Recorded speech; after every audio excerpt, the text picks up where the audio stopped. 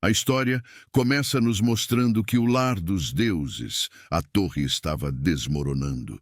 Os 10 deuses se reuniam em frente à torre. Eles se perguntavam se aquele era realmente o fim e diziam que nunca imaginaram que seria assim que eles se separariam. Um certo deus de armadura fala para parar com todo aquele sentimentalismo e acabar logo com isso, já que em sua visão eles estavam com o pé na cova. Wukong fica estressado e bate seu bastão no chão, perguntando a esse deus de armadura quem estava com o pé na cova.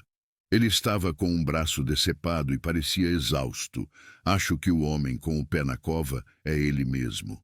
Nesse momento, Hércules aparece e fala para o nosso caro amigo Wukong que ele fala demais para quem está beira à morte, e pergunta como que ele conseguiria agir assim na frente dos deuses externos. Hércules também diz que o lugar em que eles estavam seria descoberto em breve, e parece que Wukong finalmente entende a situação em que eles estavam. Um homem joga uma esfera para o céu e diz que, na verdade, aquele lugar já podia ter sido encontrado. Esse homem é Qin Yuwon, o protagonista da nossa história, e parece que ele estava voltando de uma expedição ou algo do tipo. Hércules pergunta a Yuwon se ele tinha voltado sozinho, e ele fica com uma expressão melancólica e responde que sim. Os deuses congelaram, enquanto pensavam que todos aqueles que tinham ido com o Prota estavam agora servindo de alimento para os deuses externos. Todos estavam mortos. O clima sombrio se foi, e os deuses voltaram a sua atenção para a esfera que Yuwon tinha lançado. Eles perguntaram quem tinha matado aqueles deuses. E Yuwon diz que foi um deus externo chamado Caos Tolo. Yuwon diz que agora tinha certeza, um deus interno não podia vencer um deus externo. Eles não tinham a mínima chance de vencer essa guerra. Por enquanto, disse um homem que vestia um longo manto, e Yuwon perguntou para si mesmo se só restava esse jeito. Aquele homem é Cronos, e ele diz para alguém voltar a uma antiga linha do tempo e recomeçar. Ele também alerta que provavelmente não vai estar nessa linha do tempo, mas que é um preço justo a se pagar pela única forma de voltar no tempo e mudar o mundo. Yuwon, que estava com dúvidas, perguntou se a existência de Cronos desapareceria. E Cronos fala que não sabe como vai ser, mas que seu desaparecimento não importa. Yuwon fica claramente ressentido e diz que, se possível, só queria acabar com aquilo ali. Mas Cronos fala que aquela expedição tinha sido a última chance. Yuwon então pergunta quem voltaria ao passado, mas todos os deuses já estavam olhando para ele. Ele se pergunta por que escolheram ele, já que Wukong também era um forte candidato. E Wukong diz que é porque, mesmo Yuwon tendo sido o último a entrar na torre, ele ainda estava ali presente. No entanto, Yuwon se adaptou àquele mundo mais rápido do que qualquer um. Ele escalou a torre e lutou junto dos deuses. Ele escalou de forma rápida e criou sua própria lenda, estando lado a lado com deuses e aqueles que conquistaram o título divino. Depois de Wukong explicar o motivo, Hércules se aproxima de Yuwon e pergunta se ele ainda se lembra que os seres dos andares superiores têm restrições em como podem intervir nos andares inferiores. Ou seja, para mudar a torre, Yuwon tinha que começar se preparando desde os andares mais baixos, e a melhor pessoa para fazer aquilo era ele. Wukong diz para Yuwon colocar um pouco de bom senso na cabeça dos caras que não compreendem a situação, e fala para matá-los se eles não o ouvirem. Todos os deuses falaram com Yuwon, e Cronos passou os mecanismos do relógio para Yuwon. A informação de como usar o item seria gravado na mente do usuário assim que ele os segurasse em suas mãos. Yuwon então deu uma última olhada em seus companheiros, e um sorriso melancólico se formou em seu rosto. Ele estava cheio de perguntas para si mesmo e pensou que ia ter dificuldades. E então, diversos mecanismos do relógio começaram a se mover para trás. Yuwon abriu seus olhos após ser engolido pelos diversos mecanismos do relógio. Seu corpo estava leve como um balão vazio. Todos os seus atributos e magia se foram completamente, e Yuon percebe que Cronos não tinha o mandado de volta para o passado, e sim feito o tempo rebobinar. A fim de descobrir o quanto tinha voltado no tempo, Yuon começa a checar seus arredores e é golpeado de forma repentina por um homem de cabelo loiro. Esse homem pergunta o que Yuon tinha achado do soco, e Yuon, sem entender literalmente nada, se pergunta quem era ele. Yuon viu que ele usava uma jaqueta de universidade, e isso o fez lembrar que antes de tudo acontecer ele também era um universitário. O homem tenta bater no protagonista novamente, mas dessa vez, Yuon desvia com facilidade, já que ele não estava distraído. O figurante ficou surpreso ao ver Yuon desviar, e o protagonista dá um passo para trás, se perguntando se era amanhã ou hoje. O prota pergunta a data e hora para o figurante, afirmando que se ele falasse rápido o suficiente, o perdoaria por aquele soco fraco, e nesse momento o figurante ficou extremamente irritado e partiu para cima do prota. O teto e o chão provavelmente foram as últimas coisas que esse figurante viu antes de cair de bunda. E o prota percebeu que a pergunta dele tinha sido muito idiota, já que ele tinha um celular em seu bolso. Ele checa a data e a hora e nos revela que falta 9 horas para o começo do tutorial. A cena muda para o bairro de Hongdae, agora são 8 horas da noite, e vemos um bar lotado de pessoas. Nesse bar estava o figurante que se chama Myung-hun. Ele estava indo comemorar o Ano Novo com seus amigos, que em breve serviriam o exército. Assim que o figurante se senta, ele diz que bateu tanto no Yuon, que espera que ele tenha conseguido chegar no hospital, e fala que como Yuon não tem paz, ninguém iria atrás deles, e eles brindam falando para deixar isso de lado. As horas se passaram, e agora faltam 10 minutos para meia-noite, e como 2020 ia chegar logo, eles decidiram beber uma última rodada de bebidas para comemorar. Myung e seus amigos estavam andando quando um deles notou algo de estranho. Era Yuon andando lentamente com uma mala no meio de uma multidão de pessoas. Isso fez Myung congelar, e seus amigos se perguntavam por que Yuon parecia completamente bem. No momento seguinte, Myung liderou seus amigos na direção de Yuon, chamando pelo seu nome. 6 pessoas cercaram Yuon, incluindo o Myung, e o figurante perguntou arrogantemente o que o prota estava fazendo ali. As pessoas começaram a se afastar. Parecia que uma briga estouraria a qualquer momento. Yuon olha seu relógio ao invés de responder Myung, e diz que eles deveriam aproveitar os últimos 3 minutos que eles tinham, porque depois daquilo, o mundo viraria o inferno.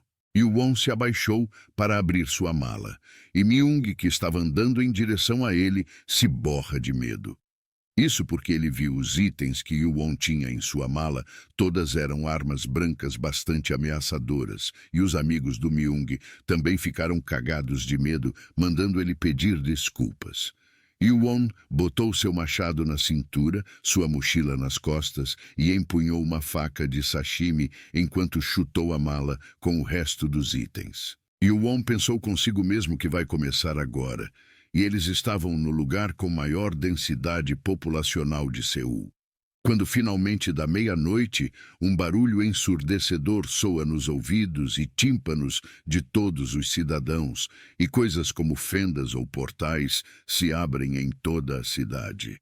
Depois disso, Yuon passa por Myung e seus amigos. Eles ainda estavam com as mãos no ouvido. Os 3 minutos acabaram. O tutorial vai começar agora, e a missão de sobreviver à horda de zumbis é dada para as pessoas. Esses zumbis vão sumir depois de 30 minutos, ou seja, a missão é só sobreviver por 30 minutos. Yuon observa a situação e pensa consigo mesmo que tinham muitos zumbis por ali. Isso era devido à configuração de dificuldade do tutorial. Quanto maior fosse a população em um setor, maior seria a dificuldade. Essa era a única forma de balancear os setores, e a densidade populacional de Hongdae era bem maior em comparação ao seu tamanho. Os lugares para onde se poderão ir vão ser restringidos pelos setores, e zumbis vão estar por toda a parte, não importa para onde corra. Isso significava que em breve aquele lugar se tornaria um mar de sangue. Uma arma básica foi dada a todas as pessoas. Parece que cada um ganhou aquilo que mais combinava com eles, e Yuon ganhou uma faca. Yuon jogou a faca que ele ganhou no chão e abriu sua mochila, pensando consigo mesmo que antigamente ele ficaria bem satisfeito em apenas sobreviver. Mas agora não era o suficiente. Ele abriu um pequeno frasco e despejou o conteúdo em sua faca de sashimi. Ele afirma para si mesmo que agora estava preparado e no momento seguinte ele mergulha para cima da horda de zumbis. Um leve sorriso se abre enquanto ele está sendo bombardeado por diversas notificações de aumento de nível. E Yuon afirma que já sentia seu corpo ficando cada vez mais leve. Yuon continuou cortando os corpos dos zumbis um por um, como um flash, tudo isso enquanto recebia uma enxurrada de notificações de aumento de nível. As pessoas olhando Yuon começaram a pensar se na verdade os zumbis eram fracos, isso pela facilidade que Yuon tinha em matá-los.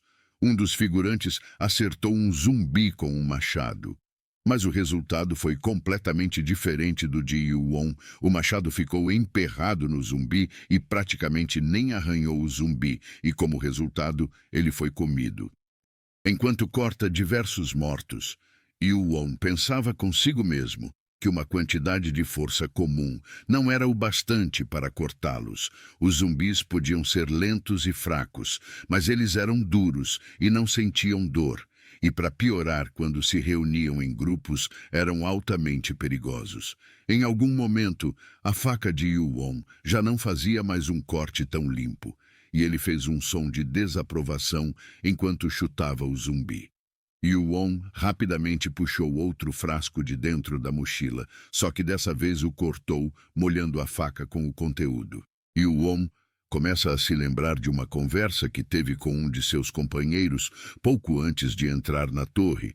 Lá ele disse que teve sorte de encontrar algo bom no primeiro tutorial. Ele não tinha talento, mas conseguiu sobreviver por trabalhar em uma fábrica de sal, que é justamente a fraqueza dos zumbis. A faca de Yuon estava deslizando nos zumbis novamente, e ele conseguiu uma conquista considerada impossível de tanto matar zumbis, e a recompensa dessa conquista foram 3 pontos de atributo não distribuídos. Yuon ficou surpreso porque não sabia que podia ganhar esses pontos no tutorial. Eles eram um tipo de pontos muito importante, já que estavam completamente separados do sistema de nivelamento. Yuon pensa se deveria usá-los, mas chega à conclusão de que não precisa deles para lidar com meros zumbis, e que é melhor escolher mais tarde. Agora faltam 10 minutos para o tutorial acabar, e Yuon precisa encontrar uma área decente para executar seus planos, e ele afirma que finalmente encontrou. A cena muda para Myung. Ele estava tentando cortar a cabeça de um zumbi, mas falhou novamente. Ele se perguntava como que o Prota tinha cortado eles com tanta facilidade e se convence de que foi por conta da arma. O zumbi que Myung estava lutando dá um grunhido e Myung instantaneamente dá um chute nele. Com medo, Myung e seus amigos começam a correr, e o figurante de cabeça de tigela diz que ao invés do número de zumbis diminuir, está aumentando. Myung começa a procurar Yuon pelos arredores, mas não conseguia encontrá-lo de jeito nenhum. Tudo o que via era cada vez mais zumbis.